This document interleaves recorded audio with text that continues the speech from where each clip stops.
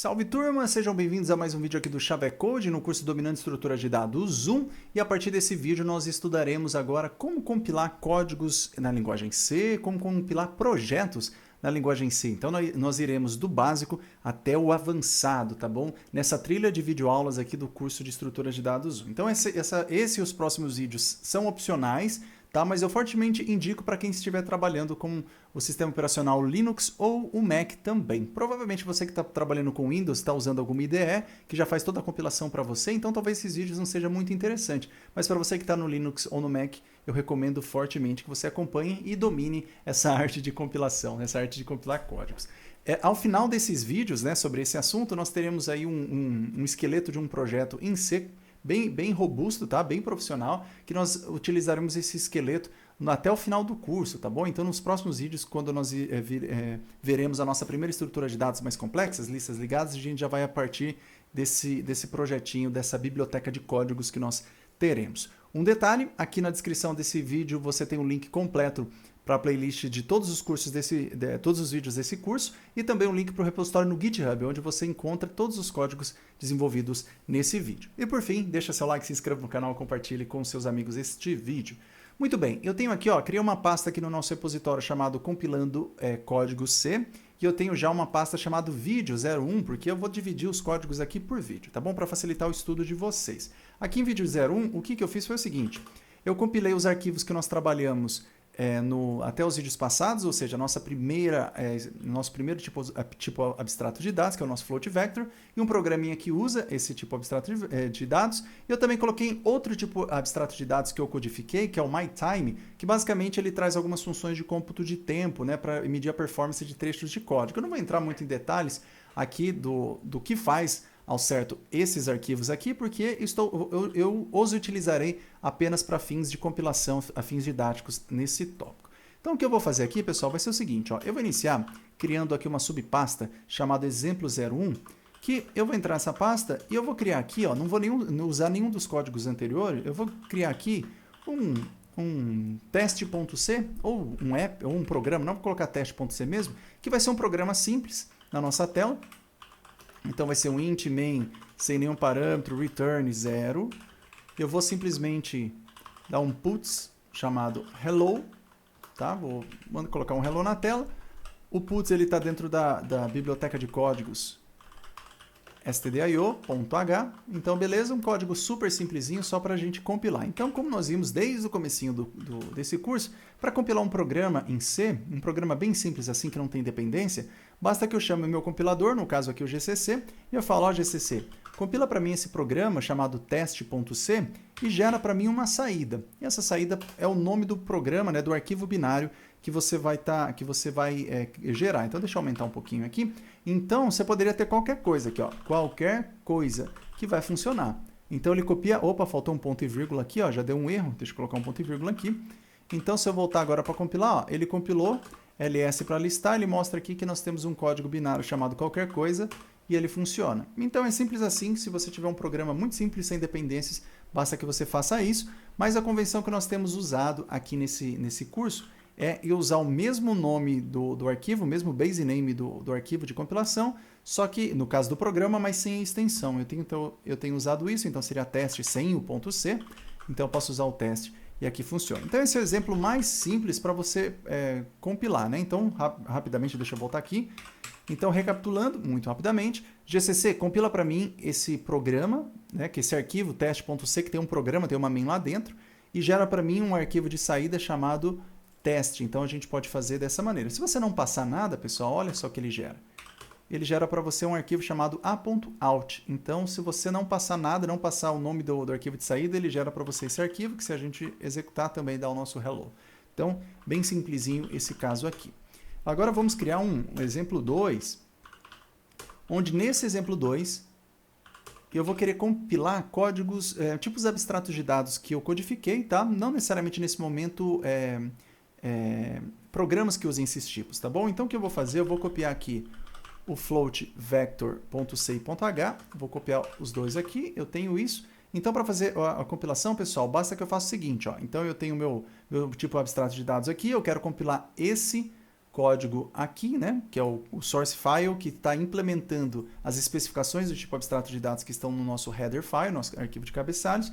Nós vimos nos vídeos passados que basta, o jeito mais fácil, basta que eu chame o GCC aqui e falo ao GCC, compile para mim esse arquivo aqui, ó, de .c, só que ele não possui uma main dentro. Então, como ele não possui, não é um programa, não é um arquivo fonte que tem programas, eu tenho que passar a flag "-c". Então, quando eu passo a flag "-c", eu estou indicando que eu quero gerar um arquivo, eu quero compilar esse arquivo, mas não é um arquivo de execução, tá bom? Não vou ter um programa aqui dentro. Se eu fizer só dessa maneira, o que vai acontecer aqui é que ele, por padrão aqui no Linux, no GCC, ele gera para nós um arquivo chamado com o mesmo base name, com a extensão .o, que seria um objeto. Então, é um código compilado, tá bom? É um código de máquina, binário, onde você tem aí esse tipo abstrato de dados compilado. Então, é como se fosse, se você vê os nossos vídeos tipos abstratos de dados, é como se fosse aquele controlinho remoto do drone que a gente falou, que é o nosso produto fechado, nosso código fechado. Ele mais as especificações, que seria o manual desse controle, podem ser usados por qualquer um dos programas, tá bom? Sem informar o source code, sem a gente passar o código fonte. Então, esse é o exemplo mais simples que a gente tem aqui de compilação de um arquivo, né, de um tipo abstrato de dados, que não é um programa. Continuando aqui, pessoal, ainda nesse exemplo, note que eu fiz aqui, ele gerou por padrão esse nome para nós, float_vector.o, só que essa diretiva de compilação aqui, eu também posso passar um nome de saída que eu quero. Então, posso informar que o meu output, -o é de output, né, saída. A minha saída pode ser qualquer coisa. Posso fazer dessa maneira aqui também.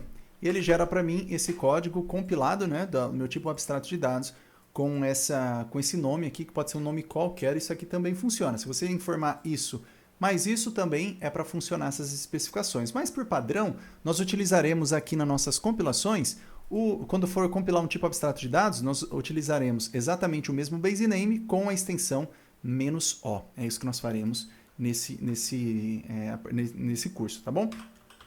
Vamos criar aqui agora um exemplo 3. Exemplo 3, onde nós vamos começar a aprofundar um pouquinho mais nesse esquema. Veja bem, pessoal, vou compilar aqui de novo os nossos arquivos, nosso tipo abstrato de dados aqui. E agora o que eu quero fazer é o seguinte, ó. Eu quero gerar aqui, por exemplo, eu quero fazer o seguinte, eu quero gerar uma pasta chamada, por exemplo, obj, onde eu colocarei todos os arquivos compilados dos meus tipos abstratos de dados. Então, vou começar a organizar o meu projeto dessa maneira. Então, minha pasta obj, ela será a pasta que será encarregada de guardar todos os arquivos .o, ou seja, todos os meus tipos abstratos de dados compilados. Então, agora a nossa ideia é que nós precisamos compilar esse tipo abstrato de dados aqui, esse arquivo, float_vector.c, e jogar aqui o objeto compilado aqui nessa pasta. Nós podemos fazer isso direto pelo GCC. Basta que a gente faça assim, ó, float_vector.c, lembrando que a gente tem que passar a diretiva "-c", porque não é um arquivo que tem uma main dentro, não é um programa. Então, olha, GCC, compila para mim esse código fonte, esse tipo abstrato de dados, e o jogue na pasta obj, então -o, a saída vai ser na pasta obj, com o nome float_vector.o. Fazendo assim, ó, olha só que bonitão, nós temos aqui então posso até fazer assim para mostrar os arquivos. Então eu tenho esses dois arquivos no mesmo diretório, eu tenho uma pasta aqui, ó, um subdiretório que tem os meus arquivos .o compilado. Então a ideia é que cada tipo abstrato de dados que você desenvolver, você vai colocar todos os .os, né, os arquivos compilados, você vai colocar aqui dentro dessa pasta. E vamos pouco a pouco avançando na complexidade aqui da nossa compilação. Então eu vou voltar aqui, vou criar um outro diretório, um outro subdiretório que eu vou chamar de exemplo 4. Vou entrar aqui no exemplo 4, a mesma coisa, eu vou copiar os arquivos do meu tipo abstrato de dados que está aqui e eu vou criar a pasta obj, onde eu jogarei todos os arquivos compilados lá, né, dos meus tipos abstratos de dados, mas agora eu quero continuar organizando o meu projeto. Para isso, eu vou criar uma pasta chamada include, onde eu pretendo colocar todos os arquivos de cabeçalho, ou seja, todas as especificações dos meus tipos abstratos de dados, eu quero organizar dentro dessa pasta include. Então, para isso, o que eu vou fazer? Eu vou mover agora o meu tipo abstrato de dados, desculpa, a especificação, o arquivo de header do meu tipo abstrato de dados por o include. E agora, será que essa compilação aqui vai funcionar? Ó, a mesma compilação que nós fizemos no exemplo 3. Eu quero compilar, então, esse arquivo, né, floatvector.c. Se eu uso o "-c", significa que ele não é um arquivo de execução, né, não é um programa. Eu vou gerar o arquivo floatvector.o, que será jogado, né, será gerado na pasta obj. Olha só o que acontece. Quando eu faço isso, pessoal, ele está falando que que na linha 1, coluna 10 do arquivo floatvector.c, nós temos um erro fatal, que esse arquivo aqui, ó, floatvector.h, ele não existe. Então, se eu abrir aqui, ó, o meu código, ó, vou abrir aqui o projeto, se você olhar, ó, nós temos aqui na pasta include o floatvector.h, está na pasta include, né? Tá um pouquinho apertadinho, mas tenta ver aí, pessoal, dá um zoom, ó. E você tem o floatvector.c. Talvez se eu mostrar aqui no terminal fica mais fácil. Ó. Nós temos essa estrutura. Então, nós temos uma pasta include, que o floatvector.h está aqui dentro, e o floatvector.c está fora, está um nível acima na hierarquia. Acontece que durante a compilação de um tipo abstrato de dados, se a gente tem uma dependência, por exemplo, aqui no floatvector.c, nós temos a dependência aqui em cima, ó. Nós estamos aqui incluindo o floatvector.h, acontece que se esse arquivo estiver no mesmo diretório que o meu floatvector.c, eu não preciso fazer nada. O compilador ele já é inteligente o suficiente para buscar, olha, eu estou querendo incluir esse arquivo floatvector.h, que é um arquivo meu, por isso que eu estou passando entre aspas duplas. Então ele já procura no mesmo diretório desse arquivo seu, do .c aqui, né, do floatvector.c, ele vai procurar todos os seus includes personalizados, todos os includes que você fez, né, ou que você está usando aqui, que não são padrões do sistema, né? Lembrando que as bibliotecas padrão do sistema, elas possuem isso aqui, né, o abre e fecha, né, então o menor e o maior, né, o diamante. Sendo que os arquivos, os tipos abstratos seus, ou seja, os códigos, as bibliotecas que você está fazendo, você coloca para incluir esse abre e fecha aspas duplas. Então, o que está acontecendo aqui? Durante a compilação, ele por padrão vai buscar se esse arquivo está no mesmo diretório que nós estamos aqui, ó, que é no caso esse diretório acima, mas não está mais. Então, como não está, ele não acha. E como ele não acha, ele dá esse erro de compilação aqui, ó, que ele não conseguiu achar. Ó, esse arquivo não foi encontrado. Então, a gente precisa informar para o compilador onde que ele pode procurar ou onde esses arquivos de include estão. Para isso a gente tem que passar uma outra diretiva. A gente passa o "-izão" aqui e nós vamos informar que esse arquivo ele está na pasta include. Então, a partir desse momento, o que nós estamos falando para o compilador aqui? Olha, GCC, compila esse código-fonte para mim, que ele não é uma main, ele é um tipo abstrato de dados, ele não tem um executável, e procure também. Se ele usar dependências includes, procure esses includes aqui dentro dessa pasta include que eu tenho. Porque pode ser que tenha dependências que esteja dentro dessa pasta. Uma vez que você fez isso, compile e gere o código compilado para nós, a saída, né? Seja o código compilado chamado floatvector.o, que está na pasta obj, né? Coloque na pasta obj. Então é isso que ele faz. Agora deu certo. Então, durante a compilação, ele compilou esse arquivo aqui, buscando os includes que estão, os arquivos de cabeçalho que estão nessa pasta include, essa pasta chamada include, que está aqui no mesmo diretório, e depois jogou o arquivo compilado float_vector.o nessa pasta obj. Então, se a gente mandar um tree aqui para ver, ó, agora deu certo, né? Então, agora a gente tem essa compilação aqui. Então, floatvector está nesse nível acima, floatvector.c, os includes estão aqui, o obj está aqui, mas agora eu consegui fazer com que a compilação desse certo. Então, recapitulando, até o exemplo 3, né, nós não precisamos